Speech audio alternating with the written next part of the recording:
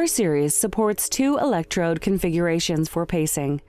The one-step pacing configuration or hands-free therapy electrodes configuration with separate ECG electrodes.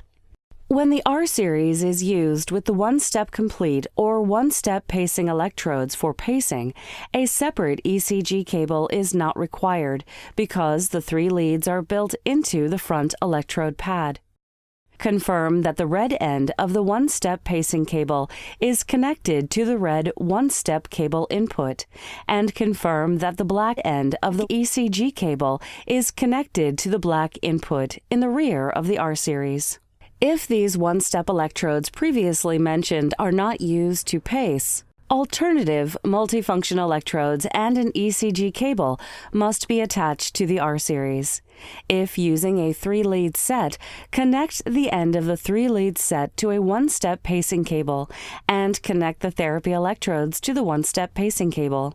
Confirm that the red end of the one-step cable is connected to the red one-step cable input, and confirm that the black end of the ECG cable is connected to the black input in the rear of the R-Series.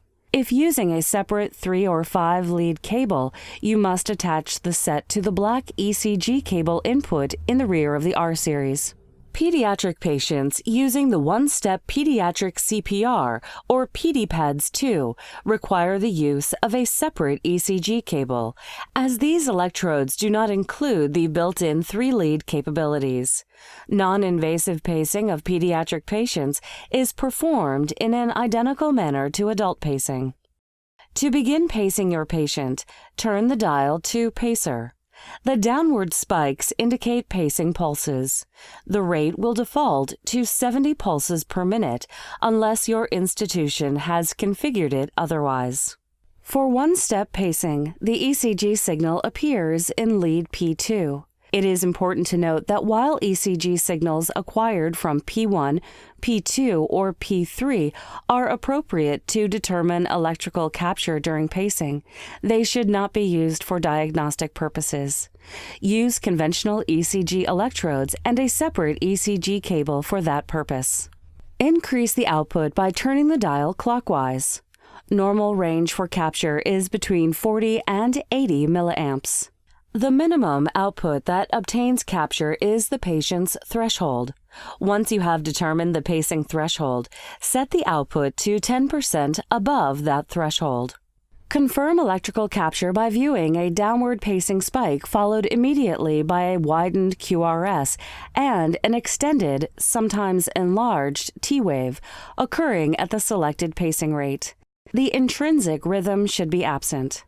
Mechanical capture can be confirmed by physically palpating a femoral artery, right brachial or right radial artery for a pulse.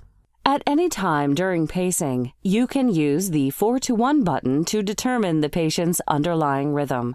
Press and hold the 4-to-1 button. This suppresses 3 of 4 pacer impulses to visualize the underlying rhythm without losing capture. For pacing times in excess of 2 hours, Zoll recommends using ProPads with liquid gel.